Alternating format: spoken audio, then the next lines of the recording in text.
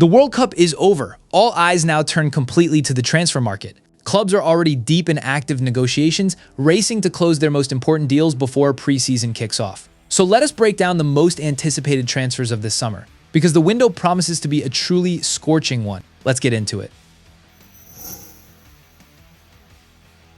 Let's start with the most prestigious story of the summer. Rodri returns from the World Cup as the tournament's best player. Spain won their second consecutive world title, and the midfielder was at the heart of everything. Flawless reading of the game, total control of the center, the ability to set the tempo in every phase of play. The golden ball was fully deserved. And immediately after the final, reports emerged, Rodri wants Real Madrid. Fabrizio Romano confirms it. The player has been considering this option for several months and is targeting a return to Spain. On paper, it looks like the perfect deal for everyone. Real Madrid desperately need a player of his profile. Many consider his absence the main reason behind the club's struggles over the last 2 seasons. And after the World Cup, it is clear Rodri is in excellent form and can deliver results from day one. But there is a complication. President Florentino Pérez has historically blocked any contact with the midfielder's representatives. The reason, a lingering resentment over the Ballon d'Or that went to Rodri rather than Vinicius. However, the latest report suggests the situation is shifting. Part of the club's leadership is now pushing for the signing, particularly after his World Cup performance.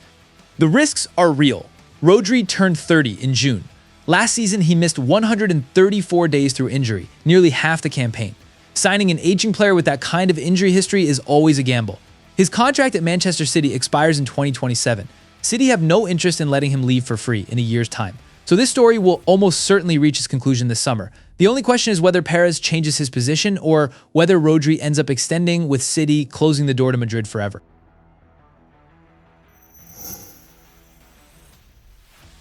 This is arguably the most dramatic transfer story of the current window, and it started right in the middle of the World Cup. After Argentina's match against Austria, Julian Alvarez made a public statement he wants to leave Atletico Madrid. His words were direct. The transfer will be the best decision for everyone because he wants to fulfill his dream. That dream is Barcelona. President Joan Laporta confirmed an official offer, 100 million euros as a single payment. The logic is clear. Barcelona don't simply need a goal scorer. They need a flexible, intelligent forward who can drop deep, press, and create space for the wingers. Alvarez fits their style perfectly. Atletico responded with a flat refusal. Simeone calls the Argentine his best player and says he is not going anywhere. The club wants between 120 and 150 million euros. And to increase the pressure on Barcelona, they have been deliberately leaking stories about Real Madrid's supposed interest driving the price up. There was even a report of a preliminary agreement. Atletico would receive 50 million euros plus Victor Gyökeres, but the deal collapsed. Alvarez turned down Arsenal, who were also interested because his only destination is Catalonia. Gyökeres himself stated he is happy in London and has no intention of leaving after a championship season. The situation demands a quick resolution on both sides. Barcelona need to finalize their squad before preseason, but Atletico cannot indefinitely hold a player who has publicly requested a transfer. That becomes toxic for the dressing room and destructive for Simeone's entire project. How this ends, we will find out in the coming week.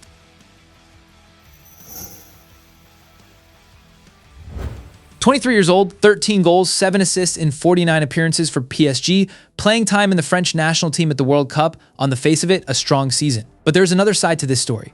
Barcola was regularly left on the bench during the decisive stages of the Champions League, including the winning final against Arsenal. A player who contributed all season was not trusted when it mattered most. That situation does not suit him. Contract renewal talks are making very little progress. PSG's intention to sign Diamande, combined with an already agreed deal for Akliouche from Monaco, makes his status inside the club even more uncertain. The main contender is Liverpool. According to Fabrizio Romano, the club has had Barcola on their shortlist since the summer of 2025. After Diamande chose Paris, Liverpool's new manager shifted focus entirely onto the French winger as his priority target. The second club is Arsenal. After Trossard moved to Besiktas, funds and a squad spot have become available. And when their primary target Morgan Rogers joined Chelsea, Arsenal's interest in Barcola intensified significantly. The main obstacle is price. PSG are asking for a minimum of £116 million. Some outlets are reporting a figure of 150 million euros. For any English club, that is a very serious sum for a player who, under Luis Enrique, never became truly indispensable.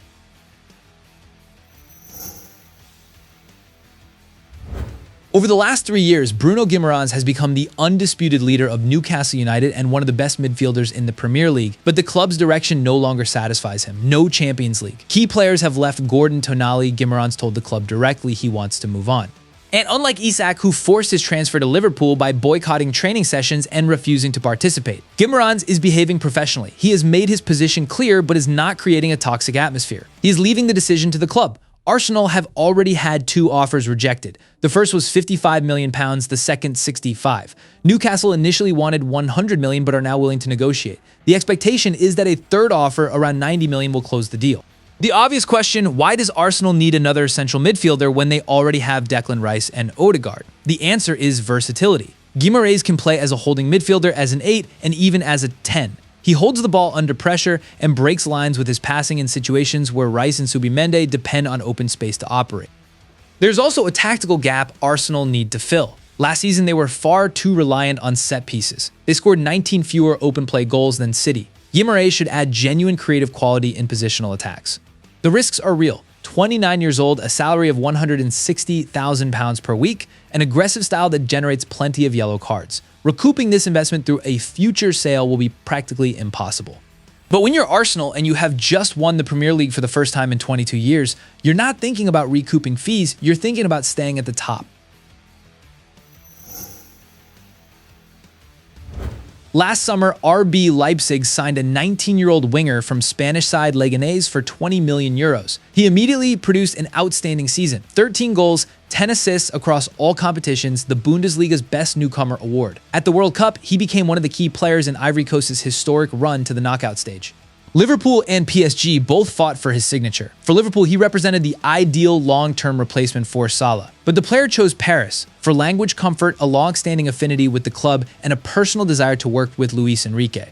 Why does Diamande fit PSG so perfectly? He is the best dribbler in the Bundesliga by a significant margin, almost twice the successful dribbles of the next player. Only Lamine Yamal and Jeremy Doku beat him across the entire top 5 leagues. He plays both flanks without losing quality, essential for PSG's system of constant positional rotation. And he is disciplined without the ball, pressing hard and willing to drop into a defensive role when needed.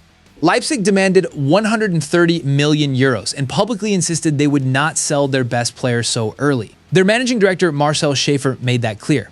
If the transfer goes through, Diamande becomes the most expensive African footballer in history. At 19 years old, that speaks for itself.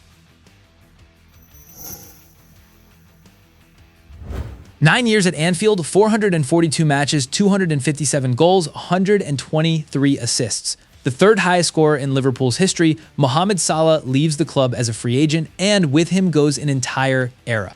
Last season was difficult, just 7 goals and 7 assists in the Premier League, a painful contrast with the year before when 47 goal involvements delivered Liverpool the title. Jamie Carragher publicly stated that Salah had passed his peak. Salah himself strongly disagrees. In one interview, he said he believes he can play until 39 or 40 and will only stop when he himself feels the time has come. Saudi Arabia has been offering extraordinary money since 2023. Salah never seriously entertained it. The MLS option came and went. His priority was always to stay in Europe at the highest level. And then Turkish media reported an agreement with Besiktas, €10 million per year plus bonuses. The club officially denied it. But Fabrizio Romano explained this is standard legal caution while final details are being negotiated and talks are ongoing. Besiktas, Istanbul, for one of the greatest players in Premier League history, an unexpected ending to the story, but Salah has always taken his own path. And this is his choice. What he leaves behind is not just a trophy cabinet, it is a transformation of a club, a city, and a generation of fans who watched him do things on a football pitch that nobody else could do. 6 stories, and the transfer window is only just getting started. Which of these deals excites you most? Who do you think is making the best move this summer? Drop it in the comments. I read every single one. Subscribe because the next few weeks are going to be even hotter than this.